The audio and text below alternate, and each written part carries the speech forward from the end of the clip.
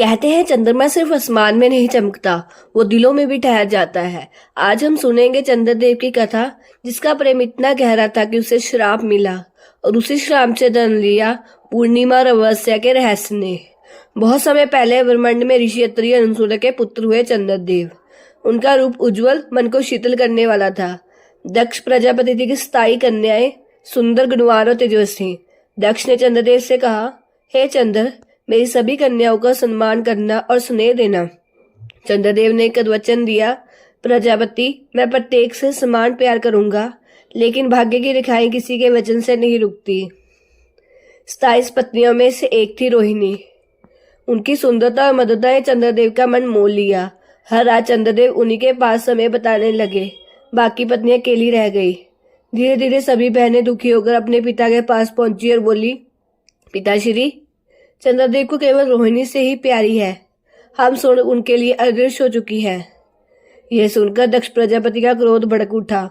उन्होंने चंद्रदेव को बुलाया और बोला, हे चंद्र, तूने समानता का वचन तोड़ा है, इसीलिए मैं तुझे श्राप देता हूँ। तू दिन ब दिन क्षीण हो जाएगा, तेरा तेज मिट जाएगा। चंद्रदेव रो पड़े, हे प्रजापति, मुझे क्षमा करे, लेकिन श्राप वापस नहीं लिया गया। धीरे धीरे चंद्रदेव का प्रकाश घटने गया। देवता चिंतित हो उठे, औषधियां सूखने लगी, धरती पर शीतलता समाप्त हो गई। ब्रह्मा ने कहा, चंद्र, अब केवल महादेव ही तुम्हारे दुख दूर कर सकते हैं। चंद्रदेव ने हिमालय जाकर भगवान शिव की कठोर तपस्या की। कई वर्षों तक उन्होंने केवल जल और ध्यान पर बताया। अंत में जब महादेव प्रकट हुए, चंद्रदेव ने हाथ जोड़ कहा, प्रभु, मैं अपनी भूल के लिए क्षमा चाहता हूँ, कृपा कर मुझे पूर्ण प्रकाश दीजिए।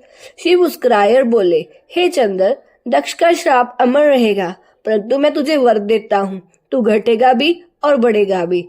इस प्रकार तू अमावस्या से पूर्णिमा तक पूर्ण होगा। शिव ने कहा, और मैं तुझे अपने मस्तक पर धारण करूंगा। तभी से चंद्रदेव हर रात एक एक पत्नी के पास जाते हैं। हर नक्षत्र में एक दिन ठहरते हैं, इसीलिए हर महीने में 27 दिन होते हैं और हर पूर्णिमा को चंद्र फिर खिल उठता है। ये कथा हमें सिखाती है, प्रेम सुंदर है, पर उसके लिए अन्याय संतुलन आवश्यक है। और ऐसी वीडियो के लिए हमें सब्सक्राइब कीजिए। धन्यवाद।